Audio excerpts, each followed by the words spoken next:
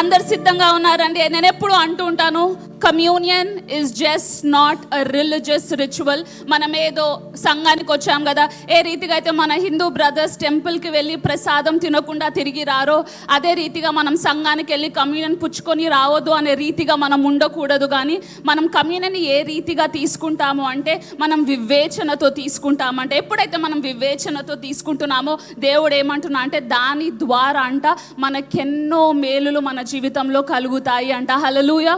And I want you to be prepared for the word of the Lord.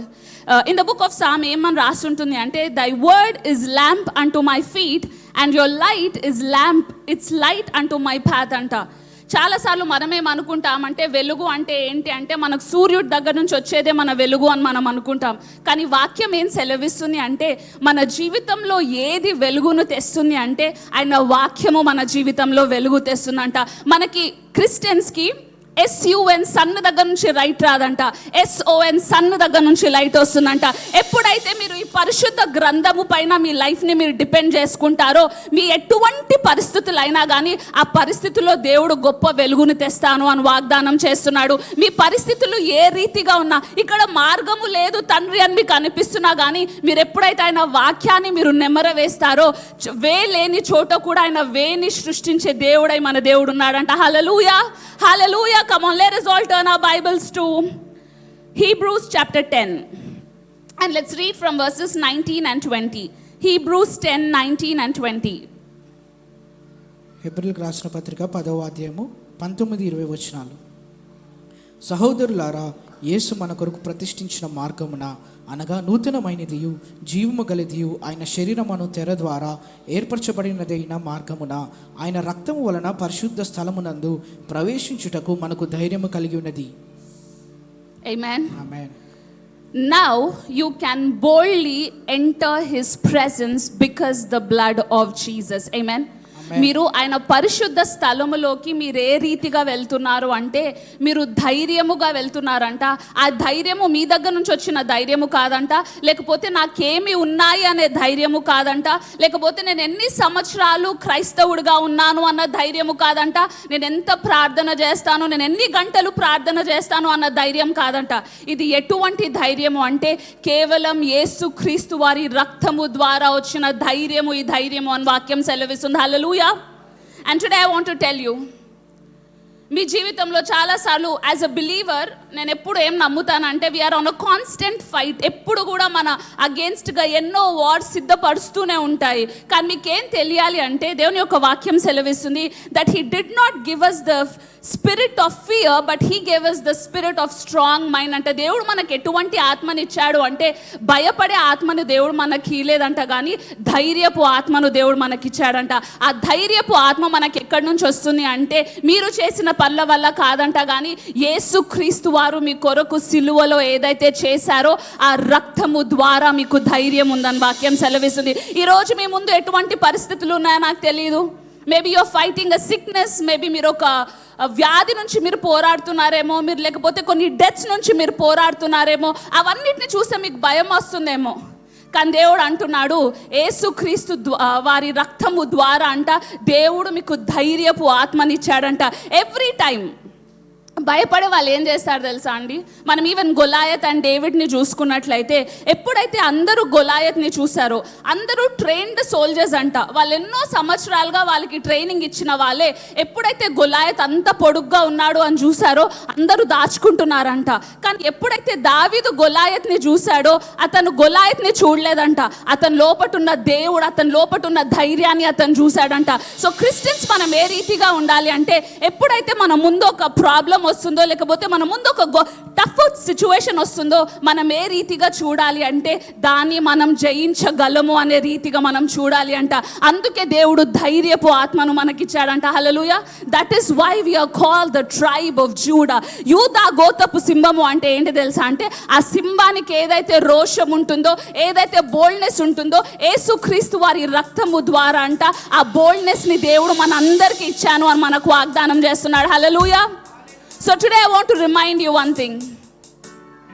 నీ పరిస్థితి ఏ రీతిగా ఉన్నా, నీ సిచ్యువేషన్ ఎంత మృతతుల్యముగా ఉన్నా, ఇంకా ఈ పరిస్థితిలోంచి నేను బయటకు రాలేను అని మీకు అనిపిస్తున్నా కానీ ఈరోజు దేవుని యొక్క వాక్యం సెలవిస్తుంది, ఆయన రక్తము ద్వారా దేవుడు మీకు గొప్ప ధైర్యాన్ని ఇచ్చాడంట.